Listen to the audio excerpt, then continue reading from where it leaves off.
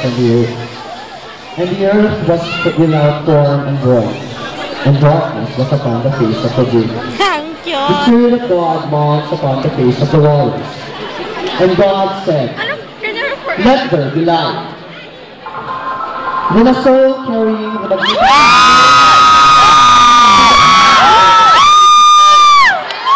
Renan, the miner, clearing child of the far star of the northern skies, a native breath of the verdant forest and majestic mountain ranges, cradled by the wonders of Sylvan tradition, lived by the grace of honor, performance and excellence, and boasts with a spirit of courage, mind as white as a serpent, and demeanor as the humble and harmless dog, muscles as masculine like the founded rocks, hands built to work 100 force and skillful creativity, eyes as an optimist to embrace the challenges of social nature, body as strong and solid tons of steel,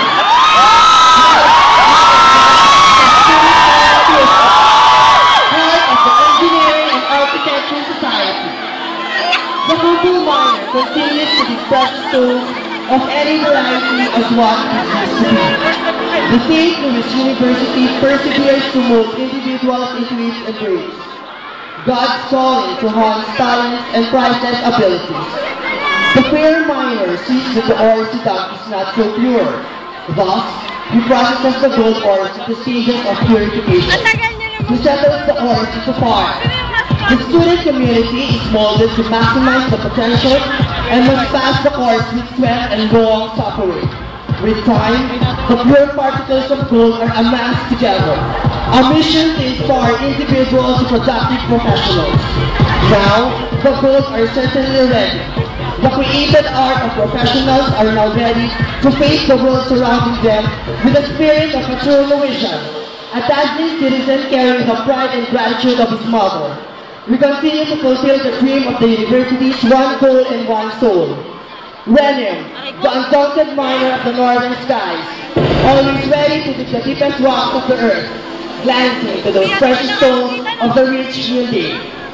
March, little miners, for the gold are still plenty for harvest.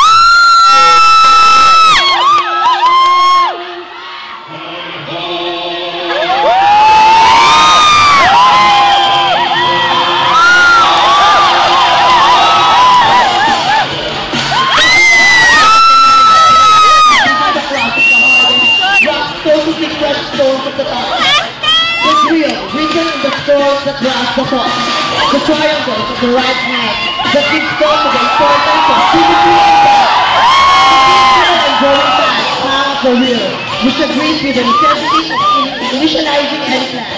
The backpack which models the accuracy and precision of the wonders of perfect science. And the helmet which protects the brain as the core of the whole system. Ladies and gentlemen, joining the miner.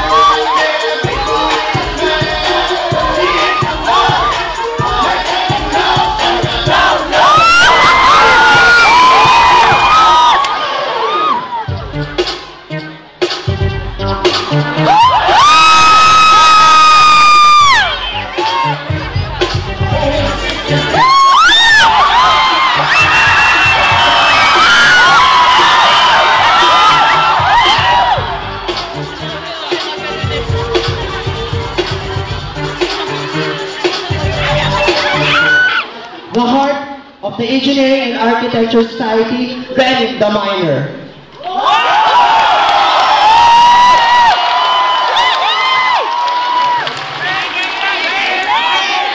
Thank you very much. Entry number 2. We would like to remind you once again that we're also live at Sky Cable. Alright, let's now welcome entry number 3.